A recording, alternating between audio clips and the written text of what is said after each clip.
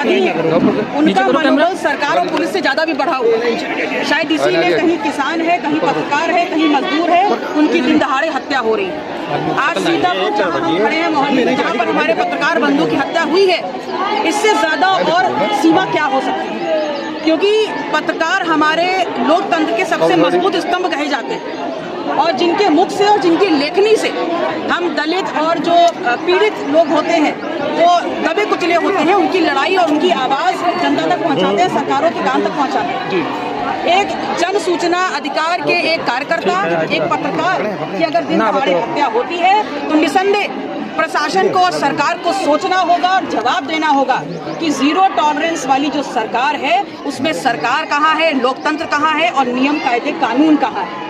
और अगर मैं कहूंगी कि जंगल राज स्थापित है तो निसंदेह यही कहा जाएगा कि विपक्ष का काम है इस प्रकार की चीजें कहना। तो मैं सवाल जनता पे छोड़ती हूँ कि आप देखें कि उत्तर प्रदेश में अब वर्तमान में राज्य किसका है, ये निर्णय आप छोड़ते हैं। मैडम, लगातार जो है खबरें लिखी जा रही थी धान खरीद घोटाले को लेकर के, जमीन घोटाले को लेकर के, ऐसा परिजनों का भी कहना है और 4 लोग अरेस्ट भी किए गए, पूछताछ की जा रही है लेखपालों से, क्या कहेंगी? देखिए, मैंने यही कहा कि एक ईमानदार व्यक्ति, एक पत्रकार सिर्फ पत्रकार नहीं होता है, वो दबे कुचलों का जो शोषण हो रहा है उसकी मुखर आवाज होता है। तो ये हत्या जो राघवेंद्र वाजपेयी जी की हुई है सिर्फ एक पत्रकार की हत्या नहीं है, बल्कि जन सूचना अधिकार की हत्या है, दलितों, शोषितों, पिछड़ों और जो दबे कुचले लोग हैं उनकी आवाज की हत्या है। तो इसलिए आपके माध्यम से हम मांग करते हैं कि उनकी पत्नी को योग्यता अनुसार नौकरी दी जाए और परिवार को एक मुआवजा दिया जाए, क्योंकि वो अपने परिवार के अकेले कमाने वाले और उनका पोषण करने वाले व्यक्ति थे। मैम, इस मामले को लेकर हाउस में क्या आप जो है पत्रकारों के लिए उठाएंगी? देखिए, वर्तमान परिस्थितियां उत्तर प्रदेश में जो हैं, वो आजकल अपराधियों का मनोबल इतना ऊंचा है कि वो लॉ एंड ऑर्डर की खुलेआम धज्जियां उड़ा रहे हैं, जिसका जीता जागता सबूत जहां आज हम खड़े हैं सबने देखा।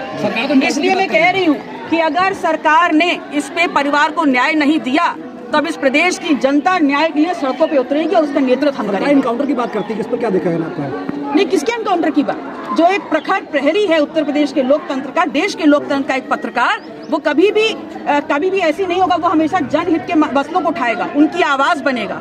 और अगर ऐसी आवाज को दबाया जाएगा तो फिर इस देश में लोकतंत्र कहाँ है, सरकार कहाँ है और कानून कहाँ है। इसलिए मैं चेताना चाहती हूँ आपके माध्यम से कि अगर जनहित के मुद्दों को लेते हुए अगर इस परिवार को न्याय नहीं मिला तो आंदोलन सड़कों पे होगा और सड़क पे उतर के हम सदन में ये बात सीबीआई जांच की मांग कर रहे हैं, क्या कहेंगी इस मामले में? मैं बिल्कुल समर्थन करती हूँ, बिल्कुल समर्थन करती हूँ, क्योंकि लोकतंत्र के जो प्रहरी हैं, जो पत्रकार बंधु हैं, अगर उनके साथ ही घटना होने लगेगी तो इस देश में किसी भी अन्याय के खिलाफ आवाज उठाने वाले लोग सुरक्षित। मैम, सदन में क्या उठाएंगी पत्रकारों को लिए, जो कि ये आज आप जीता जागता उदाहरण देख रही है? पत्रकार जगत सीतापुर में नहीं प्रदेश में बड़ा आहत है कि एक पत्रकार की दिन दहाड़े सरेआम पुलिस आप क्या कर रही है, हत्या हो रही है, देख रही है, 3-3, 4-4 गोलियां चल रही हैं। कि ये जो पत्रकार है ये एक व्यक्ति नहीं है, ये एक समूह नहीं है, बल्कि इस प्रदेश के जो दबे कुचले जिनका शोषण हो रहा है उन लोगों की आवाज है।